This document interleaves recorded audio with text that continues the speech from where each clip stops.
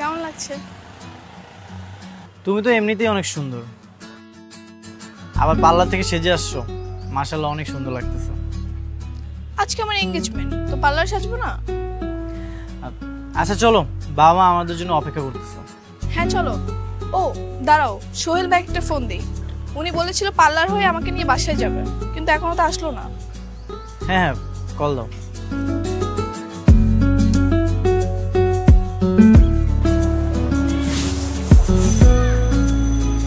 Hello.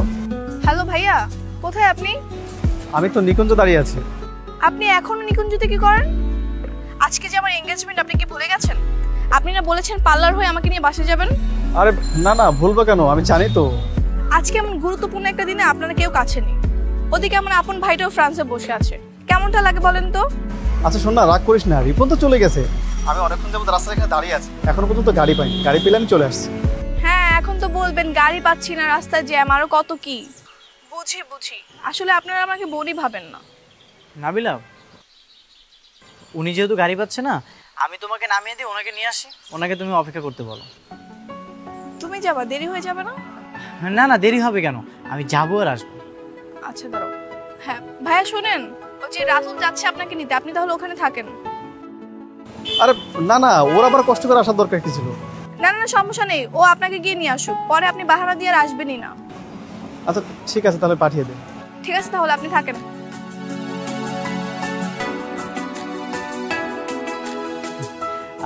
ঠিক আছে চলো, তোমাকে বাসায় পৌঁছে দিয়ে আমি ওনাকে নিয়ে আসি। চলো চলো।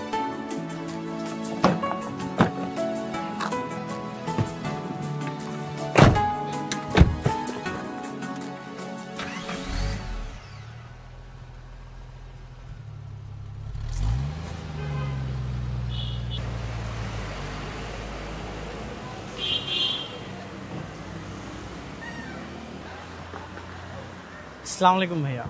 ওয়ালাইকুম আসসালাম। তুমি রাতুল? জি ভাই, আমি রাতুল। গাড়িতে ওঠেন।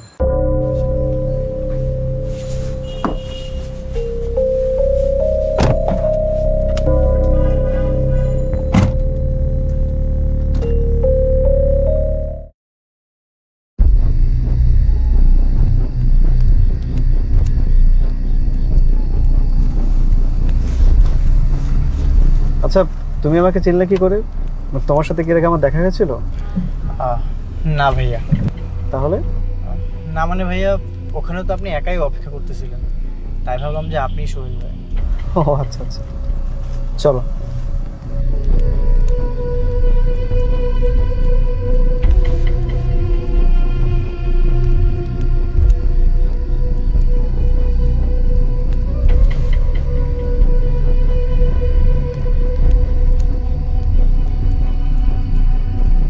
নাবিলা, আশ্চর্য, রাতুলের জন্য বিকেল থেকে ওয়েট করতে করতে রাত হয়ে গেল, এখনো রাতুল আসছে না। আর বলো না বাবা, ও আমাকে বললো সোহেল ভাইকে নিয়ে চলে আসবে তাড়াতাড়ি, এখনো আসলো না। ওর যাবার কি দরকার ছিল? সোহেল একাই চলে আসতো। আমি তো নিষেধ করেছিলাম, কিন্তু তোমার হবু জামাই তো জনদরদি, জানো না? ভাইয়া নাকি গাড়ি পাচ্ছে না, তাই আনতে গেছে। ঠিক আছে, তুই এক কাজ কর, ওকে একটা ফোন দে। আচ্ছা।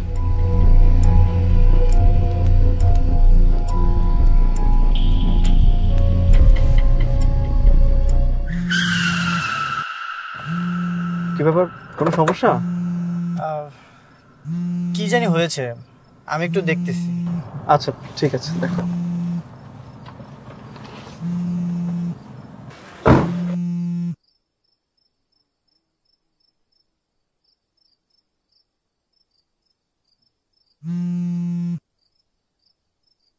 কোথায় তুমি? সেই বিকালে গেছো ভাইয়াকে আনতে, এখন রাত হয়ে গেছে। ভাইয়াকে পেয়েছো?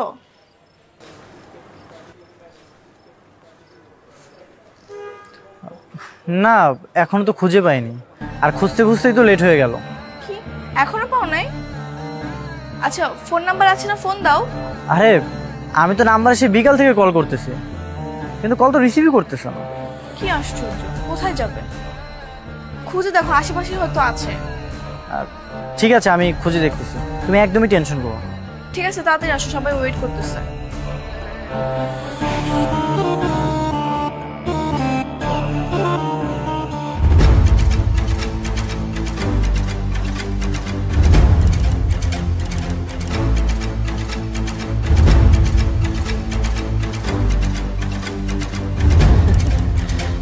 লাগে সোহেল? খুব শান্তি লাগে? হ্যাঁ দেখ কত শান্তি।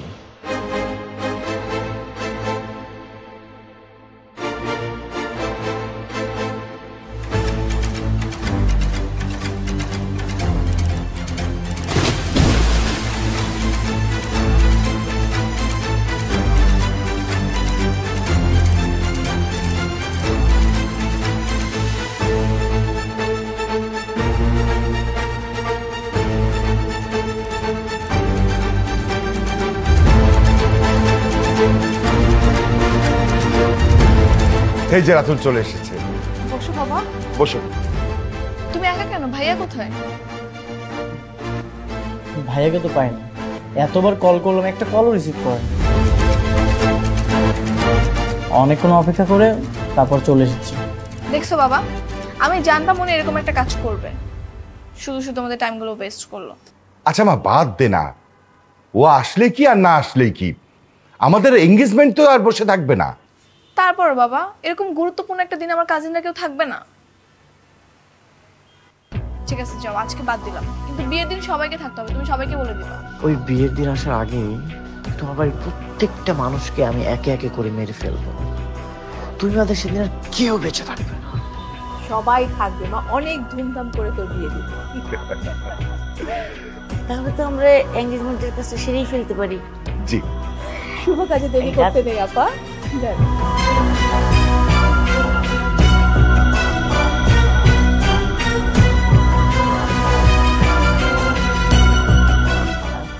আলহামদুলিল্লাহ।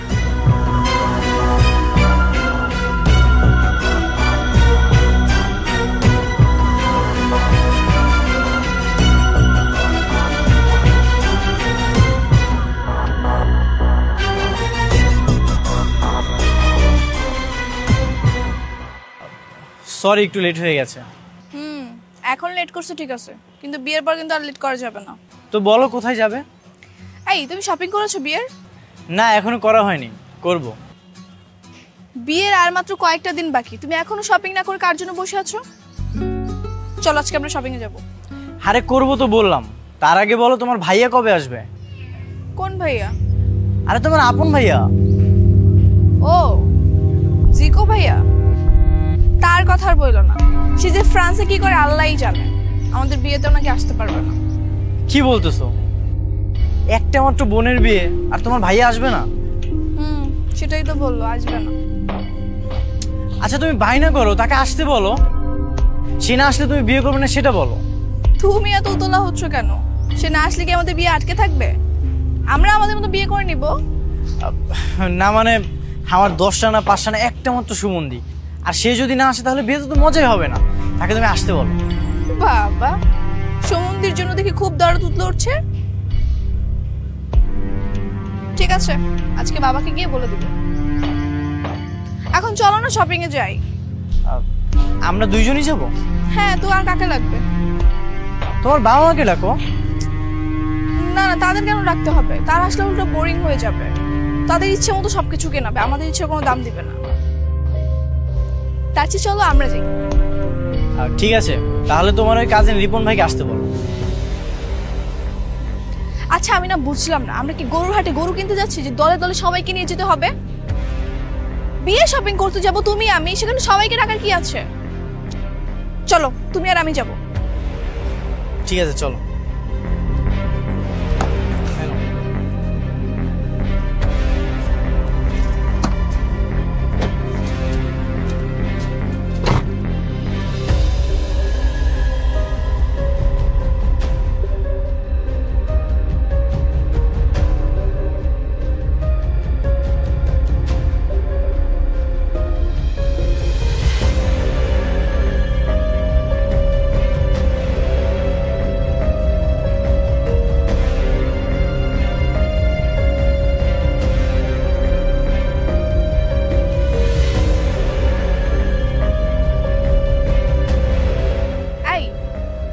এই এয়ারপোর্টটা সোহেল ভাইয়ার। ওই দেখি। ও এটা তো আমারই। কই, তোমাকে তো কখনো এয়ারপোর্ট ইউজ করতে দেখি নাই। আরে ওই শখের বসে এটা কিনেছিলাম, নষ্ট হয়ে গেছে তো, তাই গাড়ির ভিতরে পড়েছিল। এই নাও, ফেলে দিলাম। সেম একটা এয়ারপড সোহেল ভাই ইউজ করতে। কোম্পানি কি সোহেল ভাইয়ের জন্য একটা প্রোডাক্ট বানিয়েছে? এরকম প্রোডাক্ট তো লক্ষ লক্ষ আছে। তাই তো। আচ্ছা বাদ দাও, ড্রাইভ করো।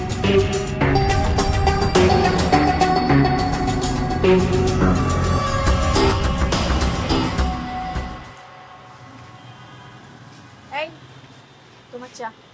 Thank you. এই সময় কিন্তু চাকা আমার খুব দরকার ছিল, বুঝছো? আচ্ছা শোনো, সামনের শুক্রবার তো নাবিলার বিয়ে ঠিক হয়ে গেল। আমি একটা জিনিস চিন্তা করছি, জিকোকে কি দেশে আসতে বলাটা ঠিক হবে? আর এইভাবে তাকিয়ে আছো কেন, বলো না কিছু একটা। আচ্ছা, এই মুহূর্তে জিকোকে কি দেশে আনাটা ঠিক হবে? আরে আসলে আসুক না, কতদিন আর দেশের বাইরে থাকবে বলো তো? তাছাড়া একমাত্র বোনের বিয়ে, মানে নাবিলা যদি ভাইকে না দেখে বিয়েতে, তো মনটা তো খুব ছোট হয়ে যাবে, তাই না? এটাও তো আমাদের একটু ভেবে দেখতে হবে। আচ্ছা ঠিক আছে, আমি একটু চিন্তা ভাবনা করে তোমাকে জানাচ্ছি। আচ্ছা তাহলে তুমি চিন্তা করে আমাকে বলো, আমি তো রান্নাঘরে যাই, তাহলে কাজ করে আছে। হ্যাঁ